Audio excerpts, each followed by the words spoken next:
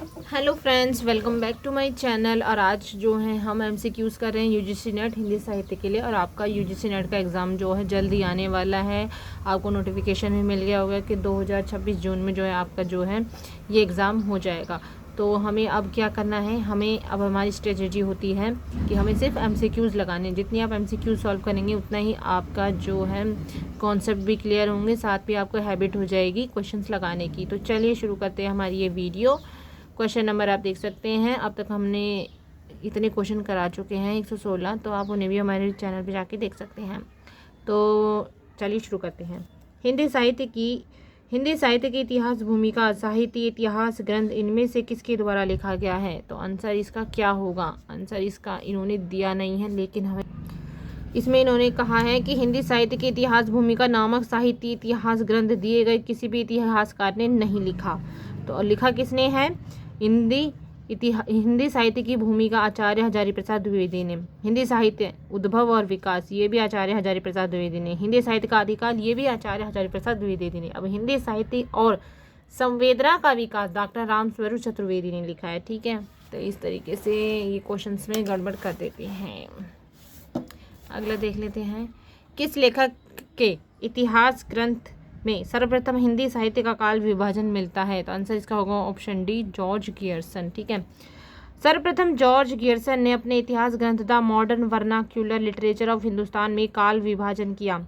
Gierson ने हिंदी साहित्य का काल विभाजन निम्नलिखित नाम दिए थे। उन्होंने चारण काल, 15वीं शती का धार्मिक पूर्ण जागरण, जायसी की प्रेम कविता, ब्रज का कृष्ण संप्रदाय, मुगल दरबार, तुलसीदास रीति काव्य, तुलसीदास के अन्य प्रवर्ती 18वीं शताब्दी और कंपनी के शासन में।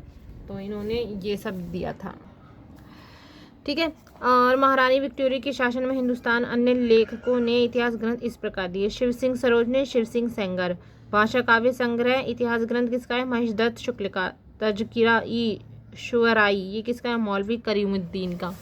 अगला क्वेश्चन देख लेते हैं कि इनमें से वह कौन सी रचना है जिसे मूलतः हिंदी शब्द सागर की भूमिका के रूप में लिखा गया, किंतु बाद में उसे स्वतंत्र ग्रंथ भी बना दिया गया? आंसर इसका ऑप्शन सी होगा, रामचंद्र शुक्ल कृत हिंदी साहित्य का इतिहास।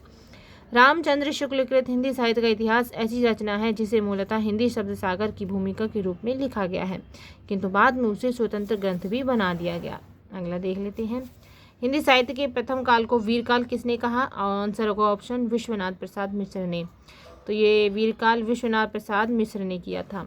आचार्य रामचंद्र शुक्ल द्वारा रचित हिंदी साहित्य का इतिहास का प्रकाशन कब हुआ था? ठीक है, तो अभी यहाँ आपको इसमें आंसर बताना है। आंसर इसका होगा ऑप्शन डी, यानी कि 1929 को।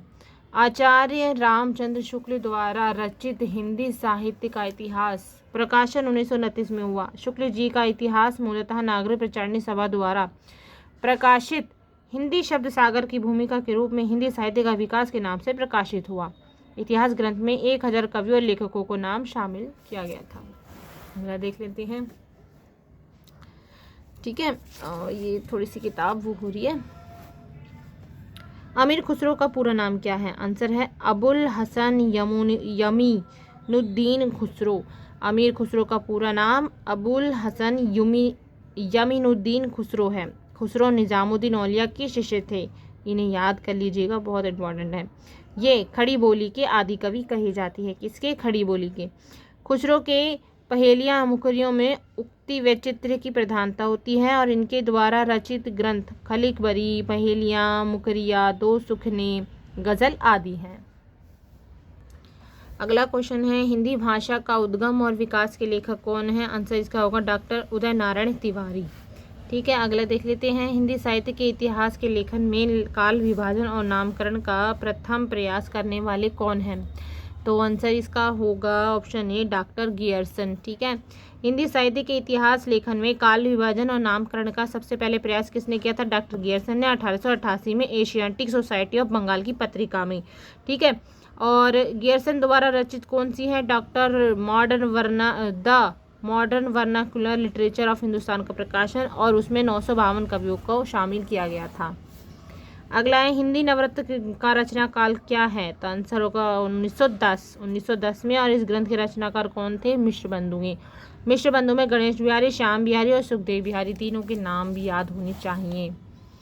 ठीक है, अगला देख लेते हैं कौन मिश्र बंधुओं में नहीं है, तो अभी हमने ऊपर याद करा है, आंसर इसका कृष्ण बिहारी, गणेश बिहारी, श्याम बिहारी, सुखदेव बिहारी, इन सबको हमने अभी याद करा था। ठीक है, अगला देख लेते हैं आधुनिक काल को गद्यकाल का नाम किसने दिया, आचार्य रामचंद्र शुक्ल ने दिया था। ठीक है, आचार्य रामचंद्र शुक्ल ने आधुनिक काल को गद्यकाल का नाम आचार्य रामचंद्र शुक्ल ने दिया है।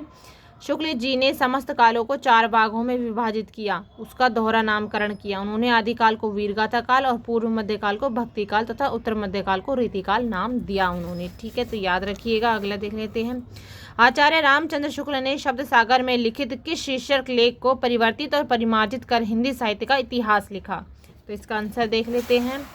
आंसर इसका है ऑप्शन डी। ठीक है, ऑप्शन डी है हिंदी साहित्य का विकास, हिंदी साहित्य का विकास।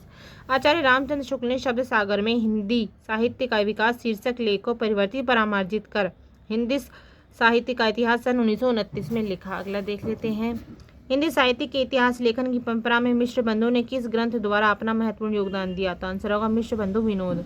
हिंदी साहित्य के इतिहास लेखन की परंपरा में मिश्र बंधु ने मिश्र बंधु विनोद ग्रंथ द्वारा महत्वपूर्ण योगदान दिया। यह 4 भागों में विभक्त है। इसके 3 भागों का प्रकाशन 1913 और चौथे का 1934 में हुआ था। अगला है हिंदी साहित्य के इतिहास के संदर्भ में निम्नलिखित में कौन सा कथन निम्नलिखित कथन किसका है। ठीक है, कथन है प्रत्येक देश का साहित्य वहाँ की जनता की चित्रवृत्ति का संचित प्रतिबिंब होता है। यह तब निश्चित है जब जनता की चित्रवृत्ति के परिवर्तन के साथ साथ साहित्य के स्वरूप में भी परिवर्तन होता चला जाता है। आंसर इसका होगा ए, आचार्य रामचंद्र शुक्ल। अगला देख लेते हैं साहित्य के इतिहास के संदर्भ में आचार्य रामचंद्र शुक्ल ने अपने इतिहास ग्रंथ हिंदी साहित्य के इतिहास में कहा है जबकि प्रत्येक देश का साहित्य वहाँ की जनता की चित्रवृत्ति का संचित है। याद कर लीजिएगा इस चीज़ को, साहित्य के स्वरूप में भी परिवर्तन होता चला जाता है। अगला है, ठीक है, अगला क्वेश्चन देख लेते हैं हिंदी साहित्य के हिंदी गद्य की उद्भव काल में संस्कृत निष्ठ हिंदी पक्ष किसने लिया था। आंसर होगा राजा लक्ष्मण सिंह। ठीक है, हिंदी गद्य के उद्भव काल में संस्कृत निष्ठ हिंदी का पक्ष राजा लक्ष्मण सिंह ने लिया। ये शेष नाम जो है किसी भी उसके नहीं है। ठीक है, आचार्य रामचंद्र शुक्ल के अनुसार भक्ति काल का समय क्या है। आंसर इसका होगा ऑप्शन बी, यानी कि संवत 1375 से 1700। ठीक है, अब इसके बारे में देख लेते हैं। आचार्य रामचंद्र शुक्ल के अनुसार भक्ति काल का समय 1375 से 1700 रहा है, और जबकि संवत 1050 से लेकर 1375 आदिकाल का समय रहा है, और 1719 से रीतिकाल का समय रहा है, और 1900 से 1984 तक गद्यकाल की समय सीमा रही है। तो ये थे आज के क्वेश्चन। नेक्स्ट वीडियो में हम नेक्स्ट क्वेश्चन कवर करेंगे। आज की वीडियो कैसी लगी कमेंट बॉक्स में ज़रूर बताइएगा। मिलते हैं नेक्स्ट वीडियो में, तब तक के लिए आप सभी का बहुत बहुत शुक्रिया।